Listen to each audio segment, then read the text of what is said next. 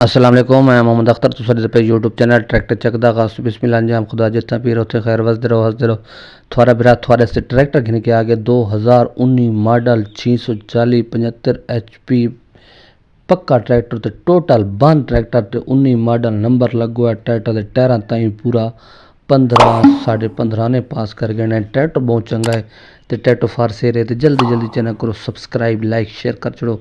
Tractor के टाइमक वगैरह तलिया रंग चेक करो, उत्ते रंग तो देख के तलवा रंग ही कहीं पासू ना खुला बिल्कुल कोनी, चाबी लगी कोनी, ट्रैक्टर फ्रेश जिस तरह तस्वीर है इसी तरह ट्रैक्टर खड़ा है। तो जिस बन पास आवे रब्ता लाजमी करे आवे सत बिस्मिल्लाह जी आया नु। बाकी ट्रैक्टर चेक करो टाइमक वगैरह देख दिए थोको देखा दी ट्रैक्टर दे रेम वगैरह है, रेम त्रै कड़ा देख सकते वे त्रै कड़ा रेम टायर बिल्कुल जेनुइन अपने 14-15 ने दी गल है। कंडीशन बिल्कुल ट्रैक्टर की मुकम्मल लिठी करो, वीडियो अगे पिछे न की करो दे दरासो इंशाल्लाह थोड़ा बिरा थोड़ा मज़ा देसी रोज़ाना की वीडियो घिन के आना थोड़े तुसा वीडियो नहीं छोड़नी, अगे पीछे नहीं करे, अगे पीछे करे सो मज़ा फिट वैसी लोकेशन दसा रहे नंबर दसा रहे सब कुछ थोक नाल मिले वैसी। ट्रैक्टर का शो देखो बैटरी सेल्फ स्टार्ट मिले वैसी, ट्रैक्टर दाना दाना बिल्कुल साफ सुथरा ट्रैक्टर है।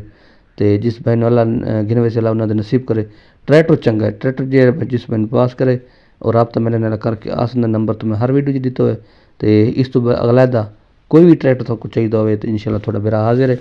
हर किस्म के ट्रैक्टर फार सेल फीएट 640 थाले ट्रैक्टर बच्चे ट्रैक्टर तो बाकी फीएट गाजी भैंसी जो कुछ चाहिए हो त्रेशना मेरा रब्ता लाजमी किया करो। ट्रैक्टर की लुक देख सकते वे, कंडीशन देख सकते वे, साफ तो सुथरा देख सकते वे, शौकिया देख सकते वे, ट्रैक्टर बिल्कुल पूरा ट्रैक्टर खला है। तो जिस बहन पास है लाजमी रब्ता करना आमने कंडीशन थोड़े सामने ट्रैक्टर की मुकम्मल लुक तुम चेक करेंगे पे अगले पिछले टायरों ताई रेम शो माड़ी गार्ड सब कुछ थोड़ा नज़र सामने।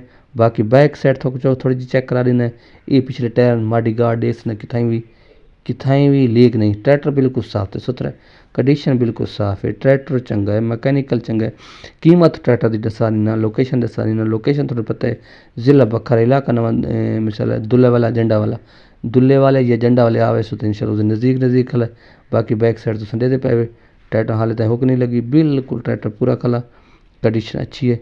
बाकी लोकेशन थोड़ी दस दी नंबर की गल करें तो नंबर थोक मैं आने तो दींदो ना नंबर ही दे देसा।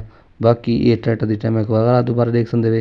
तो कीमत की गल करें तो कीमत होकर दसा देव इस ट्रैक्टर की कीमत मालिक 8 भी करेंगे 27.5 के बड़े 27.5 के बड़े पूरा के बड़े ये बढ़ वैसी।